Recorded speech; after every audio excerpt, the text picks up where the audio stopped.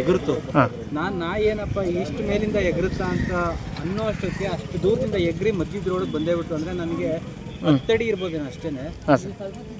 ಚಿರತೆ ಅನ್ನೋ ಕನ್ಫರ್ಮ್ ಮಾಡ್ಕೊಂಡು ನನ್ನ ಕಾರ್ ಒಂದು ಅಡ್ಡ ಇದ್ದು ನಾನು ಕಾರ್ ಅಡ್ಡಕ್ಕೆ ಹೋದೆ, ಎಲ್ಲಿ ತಿರ್ಕೊಂಡ್ಬಿಡುತ್ತೋ ಅಂತ. ಸರಿ ಇದು ಯಾವ ಕಡೆಗೆ ಹೋಗುತ್ತೆ ನೋಡೋಣ ಅಷ್ಟೊಳಗೆ ಅದು ಖಾಲಿ ಸೈಟ್ ಕಡೆಗೆ ಹೋಯ್ತು. ಖಾಲಿ ಸೈಟ್ ಹತ್ರಕ್ಕೆ ಹೋಗಾದ್ಮೇಲೆ ತಿರುಗಿ ನೋಡ್ತು. ನನ್ನನ್ನು ನೋಡ್ತು ಅನ್ನೋ ಗಾಬರಿಲಿ ನಾನು ವಾಪಸ್ ಓಡೋಗಿ ನಾನು ಕಂಟ್ರೋಲ್ ರೂಮಿಗೆ ಫೋನ್ ಮಾಡಿದೆ.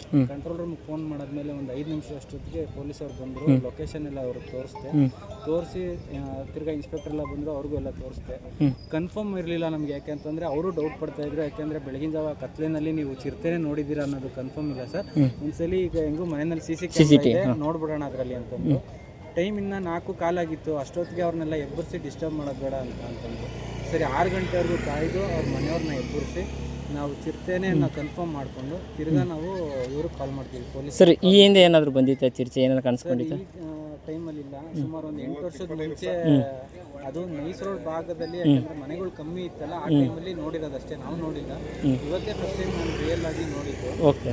ಆಮೇಲೆ ಇವಾಗ ಈ ಕಡೆಗೆ ಹೋಗಾದ್ಮೇಲೆ ವಾಪಸ್ಸು ಎಲ್ಲಿಗೆ ಹೋಗಿದೆ ಅಂತ ನಮಗೆ ಗೊತ್ತಿರಲಿಲ್ಲ.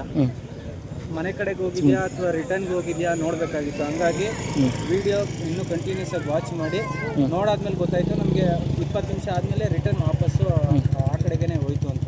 ಓಕೆ. ಹಂಗಾಗಿ ನಾವು ಫಾರೆಸ್ಟ್ ಡಿಪಾರ್ಟ್ಮೆಂಟ್ ಮಾಡಿದ್ದೀವಿ.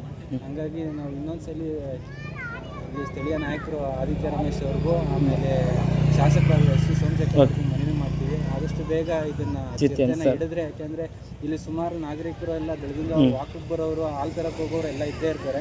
ಹಂಗಾಗಿ ಅವ್ರಿಗೂ ಒಂದು ಗಾಬರಿ ಇರುತ್ತೆ ಇವಾಗ. ಯಾಕಂದರೆ ಸಂಜೆ ಆದಮೇಲೆ ಓಡಾಟ ಕಮ್ಮಿ ಆಗುತ್ತೆ. ಈಗ ಚಿರತೆ ಇರೋದ್ರಿಂದ ಅವ್ರಿಗೂ ಭಯ ಇರುತ್ತೆ. ಹಂಗಾಗಿ ಅದನ್ನೊಂದು ಬೇಗ ಕ್ಲಿಯರ್ ಮಾಡಿಸ್ಕೊಟ್ಟು ಈ ಭಾಗನ ಏನಿದೆ ಇದನ್ನೊಂದು ನೀಟಾಗಿ ಮಾಡಿಸ್ಕೊಟ್ರೆ ನಮಗೆ ಒಂದು ಪಾರ್ಕೋ ವಾಕಿಂಗ್ ಟ್ರ್ಯಾಕೋ ಫೀಲ್ಡ್ ಏನಾದರೂ ಮಾಡಿಸ್ಕೊಡ್ಲಿ ಅನ್ನೋದು ನಮ್ಮ ಮನವಿ. ಓಕೆ. ನಿಮ್ಮ ಹೆಸರು? ಪ್ರದೀಪ್ ಅಂತ. Thank you.